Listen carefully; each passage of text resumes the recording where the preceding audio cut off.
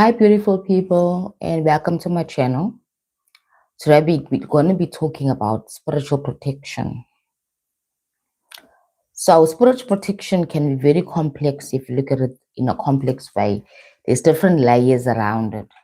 It's basically based on spiritual hygiene.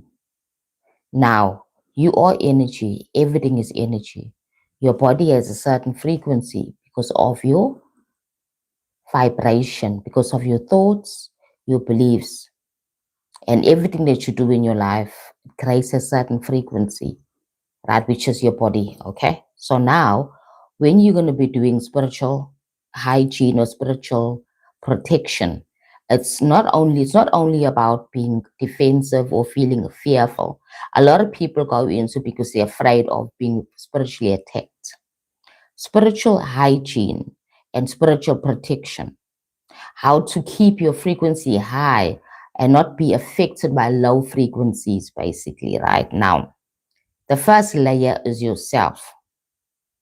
And then the second layer is the environment that you put yourself in.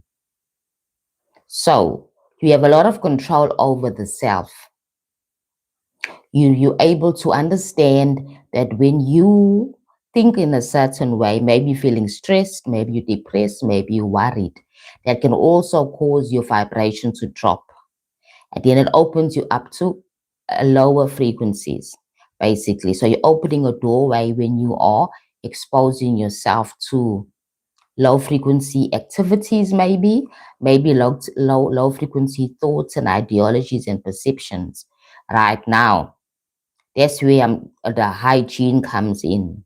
So your body, you take it wherever you go. Your mind is normally linked to your worldview and the places that you go to and the people that you associate with and the contents or the information that you absorb on a day-to-day basis. Now that can be controlled, right? So when you want to, for example, research yourself, it's all about you understanding that every thought, every perception, every assumption has a vibrations, either a low vibration or a high vibration. A low thought that makes you feel down about yourself right now. The first thing we do it in spiritual protection is to know, right, that you need to set boundaries and when to say no. When you need to say no to certain things, you say no. That also helps your energy and it protects you from low frequencies, right? So boundaries are important. Understand when to say no, right? And always put yourself first, your own health and your own physical health and your own psychological health. So if you, for example, decide to be in a toxic relationship, you are dropping your frequency. You are not protecting yourself. You are allowing yourself to be connected to somebody or people that are very toxic. For example, in a romantic relationship, you've opened yourself to be abused, criticized, to be insulted, to be physically abused, psychologically abused. And that is now all frequency and energy, which now you are no longer protecting yourself. You are opening yourself to the violence. Now remember that violence is not only the physical act, but also the verbal act. Words can be very violent. Words can be low frequency. Words can actually traumatize you. Now, it's your responsibility as a person to actually protect yourself. You choose the people that you associate yourself with.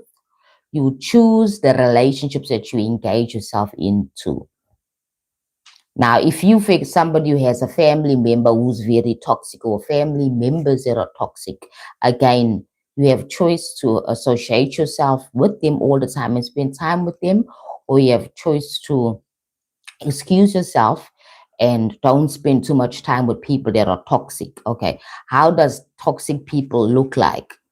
Always complaining, always critical, always talking down about other people, got nothing positive to say about any person.